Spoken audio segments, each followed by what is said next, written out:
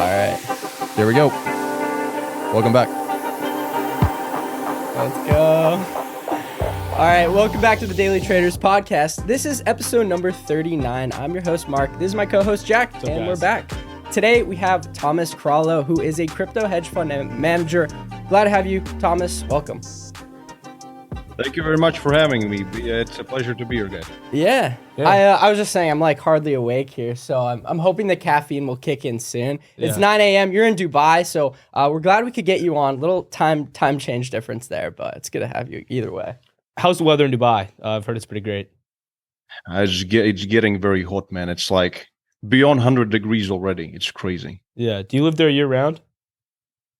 Well, actually, in the summer, we go either Europe or we go to US. So we try to stay off the heat in the summer, really. And there is nothing much to do here. Everybody leaves, even the locals. Oh, really? Is Dubai I've never been to Dubai, but there's a lot of hype around it with these crazy infrastructure projects they have going on. I don't know if you know too much about it, but tell me the gist of Dubai. Like, what is it like living there day to day? Well, when it comes to projects, we know quite a bit about them because one of the things that I do is a real estate. I own a real estate brokerage in Dubai. Oh, really? That's cool. Of all the things. I just couldn't pass up on the opportunity to make easy money because it's like Dubai real estate is so hot. We literally are selling out 2-bedroom apartments at $1 million plus. Oh my so God. it's pretty crazy. When it comes to, Dubai itself, quite frankly, the reason why I live here is because number one, everybody's here. And I'm mainly into crypto. So all the funds, all the VCs, all the projects, a lot of the projects are here, either in US or in Dubai. So, and for me, it's just the safest place because here, when you ride in a Rolls Royce, you don't even need to insure it. You don't have to worry about parking it somewhere. Nobody's going to ever touch it. You can keep your door open. Nothing ever happens. And most importantly, zero tax, baby. Quick disclaimer. We have to say that we are not financial advisors. We cannot give any financial advice. Nope. The full disclaimers is in the description below. All right, on with the episode. So can you explain? So is that simply it? You just zero tax. There's nothing. There's no sales tax, no real estate tax, no income tax. They introduced the 5% VAT. So that's something that is new relatively. But when it comes to capital gains tax, there is zero. So if you, for example, have a mainland company, like for example, my real estate company is a mainland company. So we would have to pay theoretically 9% tax on income of the company. But if you are a private person or if you have a free zone company, then it really is a zero. So you make $1 million, the $1 million is yours. Wow. Whoa, that's interesting. Like America, I feel like I make, some money and then all of a sudden I'm giving like halfway to the government. It feels like shit. It's not a good feeling. Yeah, that's why I live in Dubai. So when did you make the move to Dubai? It's been about close to 3 years now. Mm-hmm. So about 3 years ago. So we actually can, because I lived in the US for so long and we were considering to maybe actually move to LA, maybe Vegas, maybe actually Texas. But then, we considered Europe. But then since we've visited Dubai, we just realized it's just best all rounder, to be honest. Okay. Interesting. How much money do you think you have to be making to move to Dubai? That's a very good question. I would say that if you want to live comfortably and not care about really anything, because in certain things in Dubai are cheaper, but then there is so many things to do in Dubai that it actually becomes overly much more expensive than really anywhere else in the world. But I would say that you shouldn't, if you live and not care about anything and you don't pay attention to, spending too much, then I would say probably $1 million a year. That would be $1 million a year is the minimum to live in Dubai. I would say if you want to live there comfortably. Interesting. So, you have, and also Dubai has the minimum 1% threshold. So in the US, it's $250,000 after taxes, I believe, something like this. And in Dubai, it's $1 million a year to be in the 1%. I would say that that's the number that you should aim for if you want to live in Dubai and not worry about money. Okay, you make $1 million, you keep $1 million. You don't make $1 million and give back 500,000 like here. Yeah, I know. So Thomas, let's talk about your story and how you got to where you are. We were talking a little bit in the pre-show. You actually went to college about 4.5, 5 hours from where we are, which is cool. So break down your story. It's very impressive. You've got a lot going on, and super excited. Yeah, you dropped out of high school at how old? 15. I was turning 16 when I dropped out of high school, and I went to a community college in upstate New York, is where I was getting my associate's degree and at the same time the high school equivalency. So in this way, I've saved 3 years of my life that otherwise would have been spent on nonsense, which is called high school, which is just system to produce slaves, in my opinion. You don't really learn much. And then I just, in this way, I was able to receive my bachelor's when I was basically turning 19 years old, just as an expedited procedure. And yeah, and then since then, I mean, I always wanted to become a lawyer because in my view, I didn't have any rich friends or family members that could teach me like what's what. But I always thought that being a lawyer is this ultimate goal of making $200,000 a year and being happy. Mm-hmm. So when I realized that there is a lot of stuff beyond it in the world of finance, as I told you guys in the beginning about that 9% of billionaires have made their fortune in some form of asset management. Wait, 9% or 9 out of 10? I'm sorry, 9 out of, okay. Sorry, yes. Yeah, no, 9 out of 10. 9 out of 10 billionaires made their money and fortune in asset management, some form of asset management. So, and then I just became lucky in a sense when through my mother, I met a person who was in asset management and retail trading as well and private equity. So, and I kind of grew fond of the person and we had a good connection. And this is when I moved back to Europe. I moved to Switzerland. I spent quite a bit of time in Zurich, and that's where I learned about trading and investing. And this is how my journey actually started.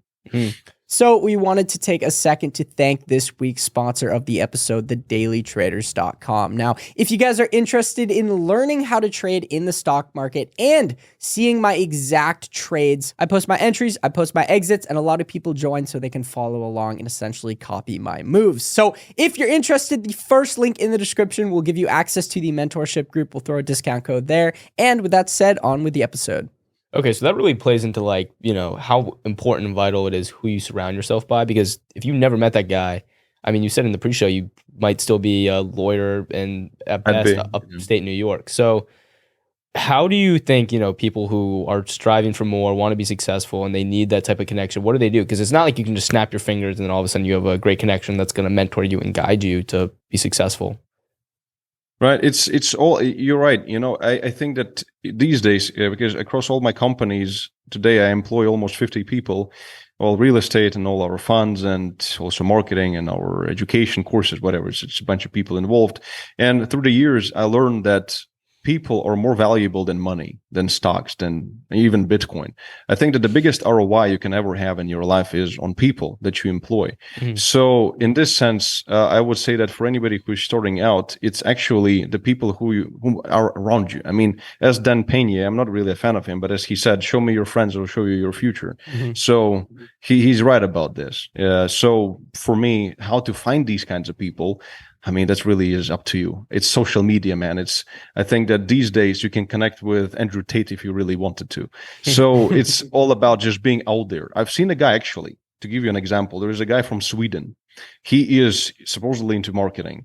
He came to our office. He was following me. He came to my real estate office and he was sitting there with some kind of a marketing strategy he wanted to show me.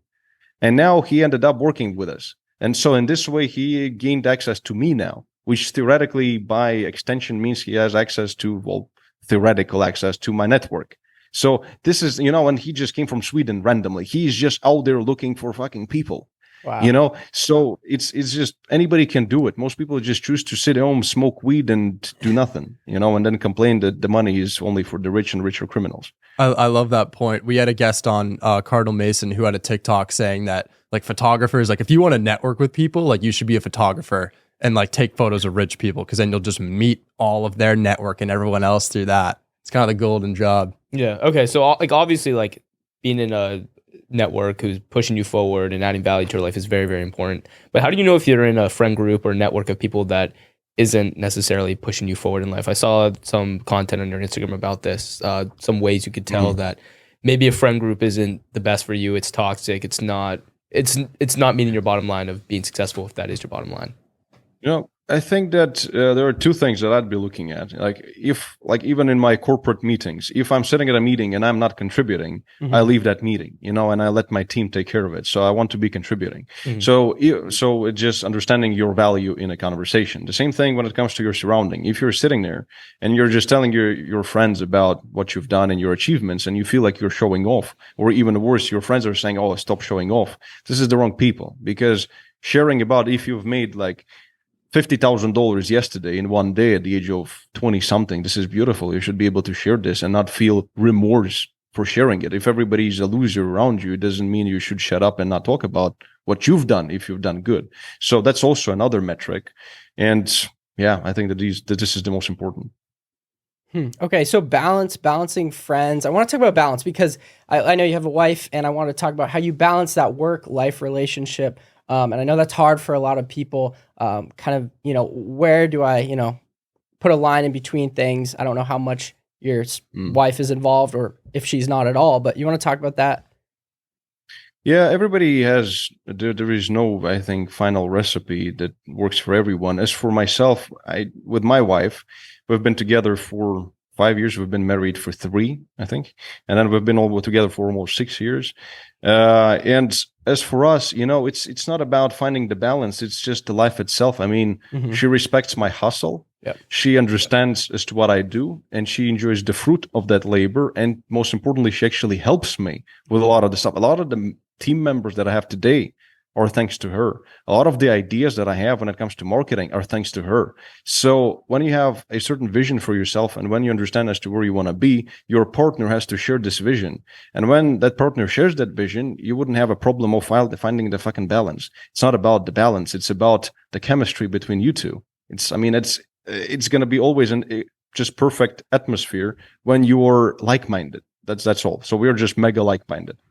I like that. So you two share the same like long, short-term goals. And do you think it's very important to set those maybe 3-year, 5-year, 10-year goals? Like just goal setting in general? Is that part of, how you move forward in life? This is an interesting question, actually.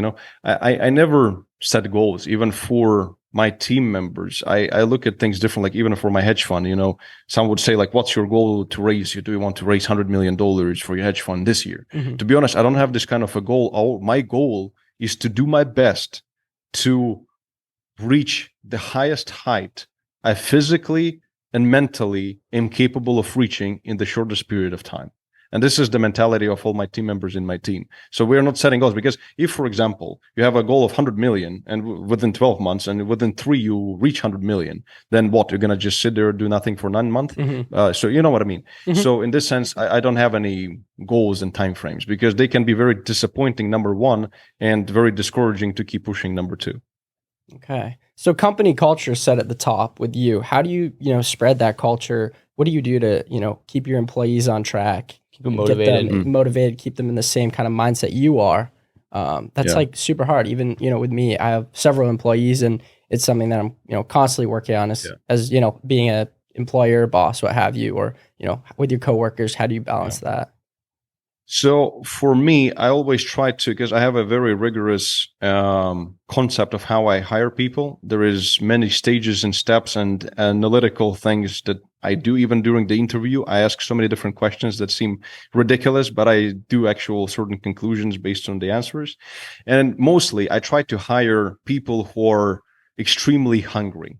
So people who are, and I always do my best, whomever I hire, I try to give them a actual commission. I really hate to hire somebody on a salary. I still have a lot of salaried people. Those are more lineal people. And with these, to keep them happy, I do my best to create the best atmosphere for them, meaning that I try to develop their talent. I try to speak with them, or my team or my CEO and my holding company speaks with them, sees whether they're happy with where they are. If they're not, we're trying to give them a different job, develop their talent somehow, so utilize their best potential. But I focus on the most important employees in my company, or even in sales, or closing of our clients when it comes to our funds. So in here, I always do my best to give them a crazy percentage. So, for example, to give you an example, I have a sales team in Europe that does my course sales and my mentorship program sales and all that, so over the phone. So there's like this call center, and I give them 30% from all sales, which is insane. Yeah, this is one of the high. I mean, some of my courses, they can run up to like $20,000. So a girl sitting there at 25 years old, she can make $6,000 from one call. And there were months when they made multiple sales like this. So there are guys with me making a shit ton of money. So when there are people with you who make a lot of money, they just make you even more money. So that's just how I live by. That's just my philosophy. Yeah, I think a lot of people are in the mindset of like penny pinching, give out as least as you can so you can have as much as you can, but it's the opposite from your perspective. And I fully agree with that too. Yeah, one of the things I've always lived by is like being cheap is one of the most dangerous things you can do as far as moving yourself forward. Like, let's say you go out to like I went out to dinner with this guy who has a net worth of $200 million, and I paid for the dinner, even though I make, exponentially less money than him. But it's more like the principle of like not being cheap and showing you care, and because it's like the monetary value of that conversation is worth way more than a freaking $150 dinner, That's right. But anyways, yeah, so we kind of talked about your upbringing. We talked about let's talk about schooling a little bit. You mentioned about, it seems like you're not the biggest fan of high school, and then you mentioned something about how college is for your employees, or maybe if you want to go work for the man. Do you think that college is in any way necessary?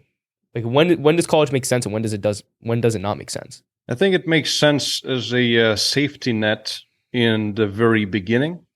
So again, everybody's very different. Some people they don't like the responsibility. They have an allergy to responsibility. So if they would be faced with a choice to launch a company and risk it all or work for someone, they would actually genuinely reject the opportunity to make a lot of money. So everybody is very different, quite frankly. But as for my taste, college comes in handy only in the instance when, for example, if you want to launch a startup which has something to do with software development, it probably will be handy if you're a software developer. So therefore, in this instance, it can come in handy. But to be honest, is there a correlation between success and college? The answer is absolutely not. I mean, look at Steve Jobs. Was he really, was he sitting there and putting together an iPhone? No, he hired people who did it. And he said that the most important people in the company are the top 10 executive level, top 10 people in the company. All you have to do is hire them and find the money for the idea initially to hire those people. You got to give them the vision of where they have to be and what kind of result they have to produce within X amount of time. Mm-hmm. And then you just have to sit back and wait and see whether they're going to find a way, because you're not even supposed to find the way. You're not supposed to understand the way. You're not supposed to know the way. So theoretically, again, everything is different, but theoretically, you don't even need to understand any of it. Okay. So I think the word matrix in school, especially now on social media, the word matrix gets thrown around all the time, especially pairing with the word school. What does the matrix mean to you? I think you kind of have your own definition of it, and everyone's is different. Some are more extreme and some are more kind of conservative, but what is your definition of the matrix? And is it a bad thing? Well, I think that there is this basic understanding of this metaphor of matrix, that we live in a matrix, that this system has been created for us to abide by with all the rules and regulations and stuff.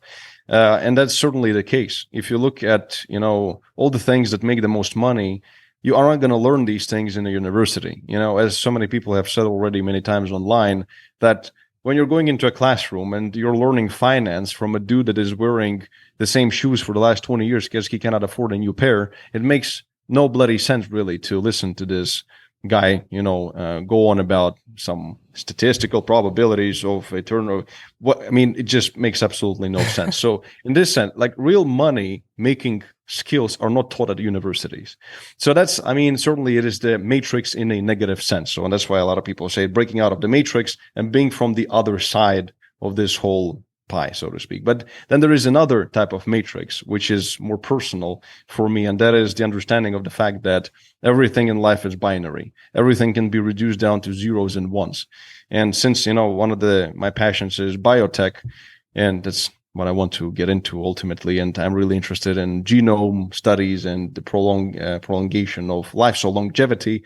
So I've studied quite a few things, and it just staggered me that even our genome can be brought down to zeros and ones, because it's all quantum theory. Really, everything consists of the upper quark, the two quarks, and the electrode. So it's all a fucking matrix. It's, if you can bring down the genome down to zeros and ones, then this matrix, the movie, it becomes not a movie, it becomes a documentary, and it becomes quite scary. So there are two types of matrices: the metaphorical one and the actual one. Wow, that's deep. So you talked about, so what are you involved in genotherapy? you were talking about like So the more cellular yeah, matrix. How are you involved in that? my goal and understanding, and I don't know if a lot of people, religious people, are going to be watching this. They probably will hate me for it, but because it seems to be like prolonging life is not really a very good thing in terms of Quran and the Bible and whatever. So, Yeah. but for me, like we work and you guys work so hard, and we do so many things for so many years to just check out at the age of 65 because of a heart attack. It just makes no sense. It's not interesting. So for me, I just to cut it down to the chase, really, from $1 billion, if I had $1 billion today, probably at least 50% of it would actually go into the longevity research. So I would contribute to living for at least for 500 years, which is according to my calculations, would be enough to actually explore Earth properly as per being just an individual. So every culture, every country, every language, etc. So you get to the chance to actually live the life. Because, like, let's be honest, 50 years that we actually give of this active life ain't enough. So for me, that's why I'm building all of this so that I can invest into biotech and live for at least 500 years. So you think that's possible? Yeah. You think we'll get to that point eventually? I think it's so possible. I think so. Yeah, I mean, I just recently read an article. I think it was by The Economist or the New York Times talking about how exponentially prolonged human life is possible within 7 years. And Thomas, like you just said, there's billions of dollars going, because like the richest people in the world, they're at the point now where they've all they want is just to do everything possible. So they're just investing millions and billions of dollars into these research studies. And Thomas, for example, we can talk about this later, but I'm partners in a regenerative cell therapy practice. So we do like stem cells and exosomes, which is all about prolonging life and living longer. So right, exactly. Yeah, you'd be interested in that. And the thing is that if you just the best thing you can do for research is just talk to ChatGPT. It gives you all sometimes the narrative is a bit iffy, but it still is a great place to just talk to someone who is smarter than you. And that's ChatGPT. So, and here, if you sit there for about an hour talking to it about the current stage of research, and again, right now there is a new version, but when I was doing it, it was the previous version, which was updated up to like 2021. So even back in 2021, there was so much research done and so many breakthroughs already happened with so many different proteins in the cells, etc., that there is so much progress that I think in our lifetimes, we're in our 20s. Yeah. So I think in the next 30 to 40 years, when we're going to be, still kind of fresh, we will have the opportunity to at least prolong the life for some time, which is going to give us again the opportunity to have this, infinite progression curve into maybe even like 500 years down the road. So I think what I'm trying to say is that within our lifetimes, it should be possible with the current stage of research. Yeah, some of the research is absolutely mind-boggling. Like I'm going to a research conference in Miami literally tomorrow to learn about some of this stuff and their advances. All right, but anyways, let's get kind of back on the whole like finance, entrepreneur, motivation. Cool topic. Yeah, it is we should talk more about that. But anyways, so you made your first million when you were at the age of 23. So would you define like that was kind of when you quote unquote escaped the matrix, and you were able to do what you wanted? It was an interesting feel. I cannot say that I really escaped it, but at least I opened up the door to the real escape. Because in my opinion, individual retail trading is a great way to build your initial capital, but I don't really see this as a way to, for example, to make $1 billion. So if your dream is having like up to a few mil in your net worth and just comfortably making maybe up to $1 million or $2 million a year, well, with all the downsides and upsides from active trading, day trading, swing trading, whatever it is that you want to be doing, then it's a great solution. But for me, I understood quite quickly because my appetite grew while I was eating. So since I don't come from much, my dream was like a $30,000 watch and a $100,000 car and $1 million house. And then here I am at the age of 23, practically being able to afford all of these things in cash. Well, theoretically. So, and then I realized like, holy shit, is that all I want from my life? And then it just all led to one thing to another. And now at the age of 28, I want to be investing in biotech, being a billionaire and living for 500 years. So what's next? That being said, it was just the first door, but it depends again. Everybody's very different. Yeah. Do you think you know your life's purpose at this point? I don't know. I to be honest, when I realized that I am just crazy about biotech and longevity, this really gave me a huge sense of purpose. I'm Yeah. not 100% sure that it is my purpose to actually find a cure for aging and all that stuff. But when I transitioned from, being this maxi of, chasing yachts and cars and penthouses and all this just luxury life, when I realized, because I was empty for a long time, a very depressed, I was a depressed person, because when I realized, okay, I can buy whatever I want, well, relatively, what's next? And then when I discovered longevity and actually living for much longer and changing the world potentially in this sense, this gave me real purpose. It feels like the real purpose of life for now for me, but maybe something will change. You never know. Wow.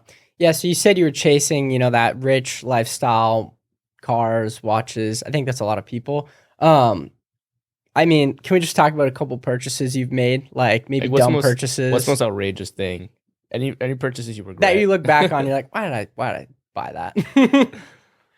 I don't really regret anything. I mean, one of the things that, like, one of my biggest purchases that I did was actually as a birthday present to my relative, and it was a trip in Europe that we hired a private jet for, a serious private jet, like a big private jet. And the only travel itself was like 50,000 euro for like a 3-hour flight, so, wow. And then plus all the expenses, the villa. So we spent like 100,000 euro in literally 4 days. Oh, so my God. do I really regret it? No, why should I? I mean, we live to experience. All that we have really that cannot be taken away from us is our emotions and our memories. So, I mean, I didn't go buy a Bugatti and crash it into a palm tree yet, if that's what you're asking. But I'd love to, but just not yet. But. What do you have for cars? You have the Rolls, you have the G-Wagon. No, right now, actually, I sold my Rolls. I sold the G. I just have my Maybach left. I just have the Maybach, and that's it. You have a driver? Yes, I have a driver. Yeah, I have a driver. But I'm just comfortable with it. I want to buy a Bugatti, but for now we're just investing a lot of money into our funds and stuff. So, and it's bear market. So I think the next bull market, I'll just get myself a Bugatti, and that's it. That's what I want. I don't want anything else. Okay, let's talk about the market right now. The current state. Wait, I know that you have a regrettable purchase that also starts with G and ends with Wagon. Oh, my G-Wagon. Yeah. Yeah, that's true. Got soaked on that. Yeah. Way over market. And there's no cup holders. Yeah. Anyway, we don't need to talk about that. Yeah, okay. Let's talk about the market. Where do you think things are headed? And, specifically with crypto, since you're a big crypto guy, Bitcoin. If we would have had this podcast like literally a week ago, I would have told you a different story than now. Really? Because with what we were saying with the collapse of the banks, and especially this decoupling between S&P 500 and all the high risk assets and Bitcoin, right now it's either really the real beginning of the true purpose and philosophy of Bitcoin, or the biggest bull trap we could ever imagine. I agree. So it's insane. like either one or the other, because quite frankly, everything we're saying people are starting to finally realize that Bitcoin is safer than the fiat system, that Bitcoin cannot be diluted by the government. Nobody controls it. Well, at least we don't know who controls it. So, this narrative is starting to dominate. If we're going to take a look even at the Bitcoin dominance, then we're going to see that Bitcoin dominance is spiking in the current rally. So what does this mean? It means that a lot of new money is coming to Bitcoin. The money is not really that, in my opinion, this is just my theory, that the money that isn't really that experienced in crypto, so that they would naturally put money directly into Bitcoin instead of, diversifying into other altcoins. So they're just going for the safest bet. So this means potentially from the banks and the current fiat system that currently we're seeing a huge spike in distrust, just like in 2008, the implosion of all the banks back then. So, and right now, when we have about 186 banks in the same state as Silicon Valley Bank, just imagine how many trillions of dollars would have to be printed in order to cover this shortfall and actually backstop these banks. And where would all this money come from? Money printing. Where would it go? Into the market.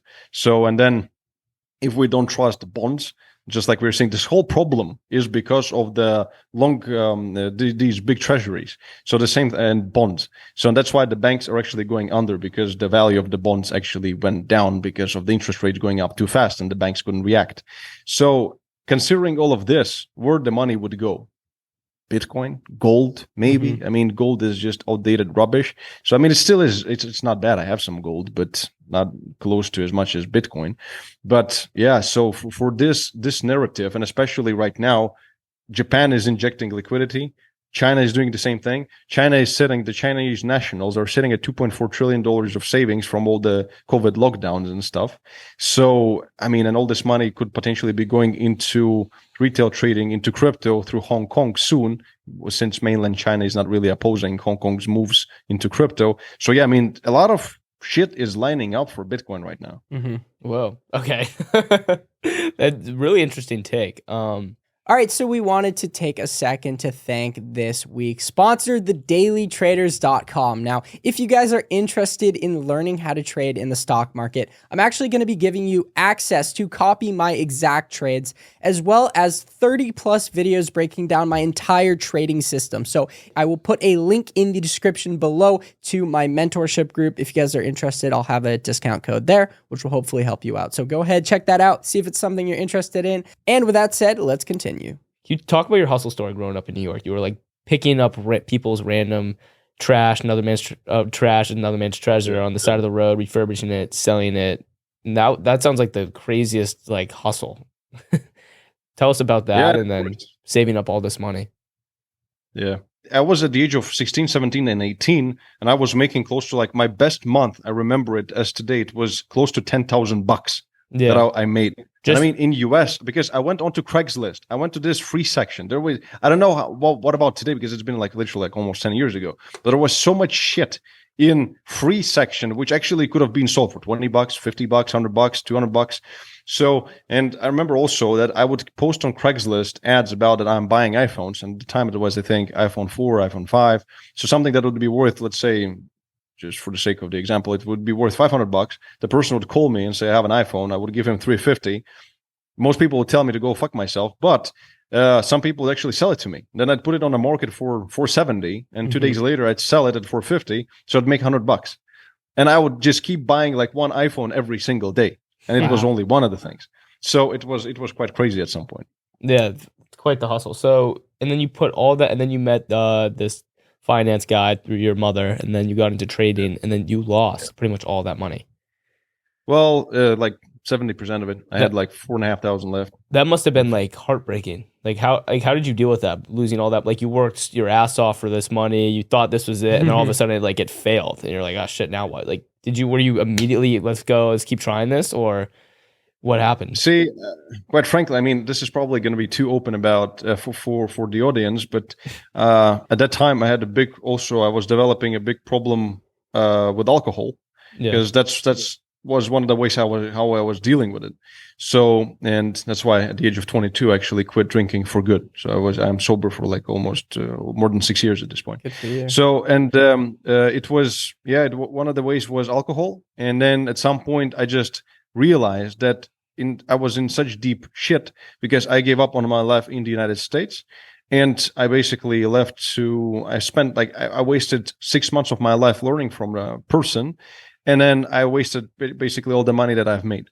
So I felt like the absolute rock bottom. The only worst thing that could be is if I had extra debt, but which I didn't have. So thankfully for that. So that taught me to never build debt. So that's why I never really do any loans. I don't, do credit stuff and etc. So if everything, shit hits the fan, I just want to be fine. I don't want to have any obligations except for rent and food, and that's it. Mm-hmm. So yeah, basically the long story short, once I realized that I'm just at the bottom, I just somehow realization came into my mind, and like, what can be worse? Life, I mean, and this is going to sound extremely cynical, but I'm always just very open and very honest. Life doesn't really have much meaning, in my opinion. So we are bacteria on a piece of sand, a grain of sand we call Earth. somewhere out in the middle of absolute nowhere, the definition of darkness, and we think that everything is so bloody important when it really isn't. So when I realized as to how insignificant my problems really are, number one, in comparison to real problems, and number two, to the real world and the size of me and versus the universe, and it just somehow brought me down to, like, emotionally, it just evened me out, and I was like, okay, fuck it, I'm just going to give it a try again.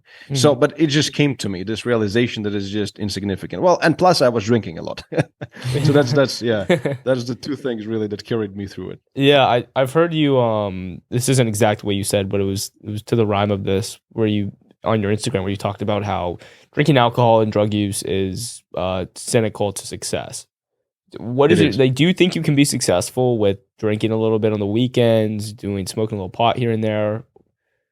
Yeah, I mean, there are successful people who smoke pot and make business out of it, right? I mean, they do weed farms and whatever. So there is definitely no direct correlation. It's just, in my opinion, one of the things I always bring up as an example when somebody asks me this is when your mind is most creative in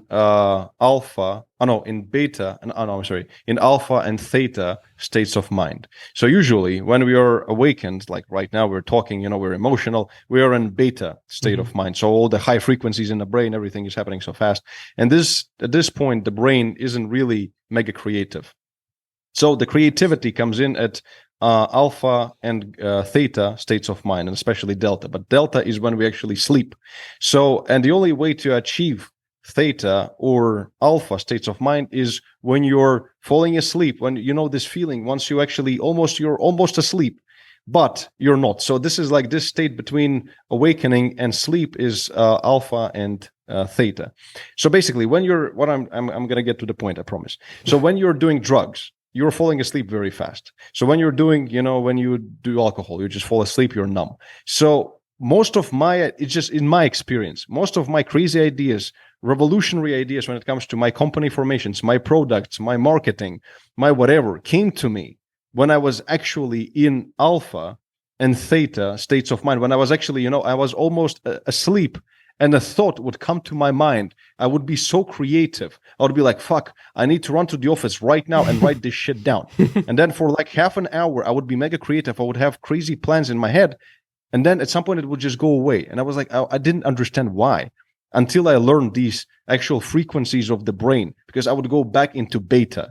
And then as I go to sleep, it would actually come back to me. So when you're drinking and doing drugs, you're skipping alpha and theta. So you're skipping the creative points where your imagination collide with your understanding of your surrounding, therefore maybe potentially yielding an interesting idea, which could lead you to something more than 99% of your broke friends. Okay, well, that's interesting because I feel like most people's response to that type of question would be drinking and smoking pot is distracting, and it makes you lazy. I just went a bit deeper. Yeah.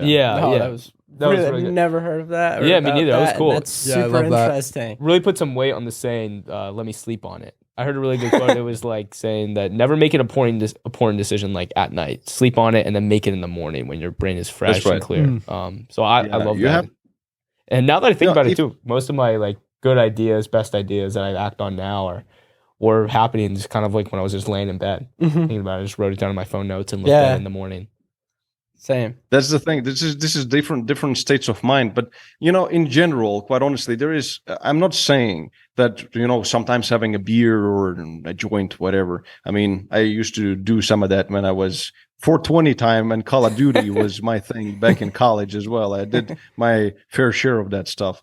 But it doesn't mean that you're not going to become successful. But number one, it depends on how much of it you do. If you have one joint with your friends on a weekend once in a blue moon on the 4th of July, it's different from having a joint twice a day. Yeah. So it all is very depends. And also what's important is you have to relax somehow. So, and a lot of people use this as as an excuse to keep drinking or smoking pot. So like for me, I work probably 14 hours a day, 365. It's my lifestyle. I work Sundays, Mondays, Tuesdays. I don't give a shit what day it is. I work because my team wants something from me. I just don't stop. It's my life. So I learned not to, care about rest. It just is somehow within my life. But most people need some rest. So if sometimes having a drink and just relaxing is helping, there's nothing wrong with it. Okay, there we go. That cleared that up. How did you get to that point where you were able to work just 365, 14 hours a day? Because you obviously built up to that. You just didn't start working, that hard every single day. Most people can't even do that, and working that much is just unfathomable.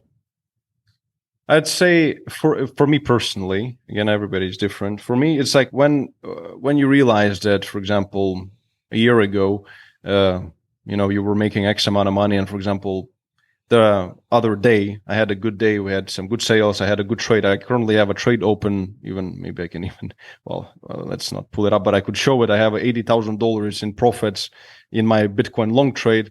Plus, we did really well on the sale of one of my events that is coming up. Plus, some of my affiliate commissions jumped up. Plus, we did a good sale in the real estate. I made $300,000 in the last 2 days. Wow. So, it feels fucking good. I'm addicted to it. It feels so good. I mean, I'm 28, and I made basically in the last 2 days, on average, I made $150,000 per day. Crazy. I mean, that's like, it always goes like this. So it just was a coincidence of so many things in these 2 days, plus this Bitcoin trade that played out. Mhm. So it's like, yeah, I mean, and I'm addicted to these things because I see freedom in this. I see these numbers that just get me closer to my goal and just makes me feel good. Some people don't care about this. Some people are fine living on a farm somewhere out in the middle of nowhere, having a beer, chatting with their dumb friends. They like it. That's fine. Everybody's different. I love money. So when you love something, what I'm trying to say, you're not going to really feel the stress because there is no concept of burning out. You can only burn out when you hate the shit you do. When you love the shit you do, I mean, can you burn out from playing Call of Duty? Probably not, right? I mean, why? Because you love playing Call of Duty. So it's simple logic. Wow. Oh, yeah. Super motivating. Wow. Yeah. What was your best day as far as trading gains? If you're comfortable sharing that. Yeah. Because Well, 80,000 and 2 is impressive. Yeah, it depends really on, I mean, like the trade I have right now, it's a $500,000 trade with relatively not that big of a leverage. So for me, it's quite a good trade. With the peak, it was like $85,000 in profits over like 2 days, basically 3 days. So that's quite good. But I think that the best was in just 1 day was when I was doing a lot of active scalp trading and day trading, because I would use order flow and I would also use the level 2 market data, key market levels, and all this good stuff for like scalp trading. So I would have like 10, 15, 20 trades a day, so it depends on what I was trading. But one of my best days was 50,000 euro in 1 day. So at that time it was about $60,000 in just 1 day. Wow. So that was one of my best days. But certainly like right now I don't even know what's my best day, because in my previous, like when there was a bull market, I also invested in crypto. Sadly, I didn't invest $1 million, but I did 2,000%. So some of the days I'm sure I was making more than 50 G's a day. Wow. So it's just, I don't know. It's if you factor in all the long-term investments, I don't even know. But if you're factoring just active trading, then 50K would be best day. Wow. Yeah. Okay, let's get back onto the topic of some more specific trades. In the show notes here I have, do you think Shiv is going to go back to $1 and we're all going to be millionaires? You're saying back to $1. It was never at $1, and I don't ever think it's going to go to $1. But I mean, in all fairness, right now they're doing this Shibarium and they're introducing this brand new burning concept that really, I mean, they're going to be burning a lot of it, but I don't know how much they need to burn of it for it to go to $1, because even with the current market capitalization for Shiv to be at $1, it has to be valued at like something absolutely astronomical. So it's impossible. I'm pretty sure that Shiv would actually rally. So I hold it as a part of my portfolio because number one, Shiv has one of the craziest communities out there. That's for one. And number two, we're seeing more and more utility. And a lot of the businesses are starting, even in Middle East, are starting to actually accept Shiba. Wow. So there is a lot of use cases for it. So it could certainly do maybe 10x, 20x, 30x in the next bull market. But going to $1, I mean, I'm not so sure. You want to talk about a couple of your favorite altcoins that you hold in your portfolio? Well, I would say that one of my absolute favorites certainly would be Ethereum. It used to be Solana. It's Solana. I still like Solana. I understand their logic. I know a lot of people from Solana team, like I know some of their developers personally. And I mean, I don't know the founder, but I understand their philosophy. It's just, unfortunately, they got tied into FTX saga. So, and we still don't know how much is going to be dumped onto the open market during the bankruptcy proceedings of FTX. So unfortunately, just because of it, we could see Solana maybe even die. But if we just talk about technicals, then I would probably say that Ethereum would be number one. Then I would go for Solana. I would go for certainly Cardano. I would go for Polkadot, Polygon. And quite frankly, I hold like 30 altcoins. Okay. All the biggest ones, the majority. So I cannot say that I'm like an ETH maxi or Solana maxi or Bitcoin maxi. I diversify. Okay. Oh, cool. I just thought about this. You're in Dubai, so right now, what time is it? It's like 6 p.m. there? 7 p.m.? 6 p.m. Exactly. 6 p.m., yeah. 6. So you've already had like a full day of work. Like can you like walk us through, like what have you done today so far? Yeah.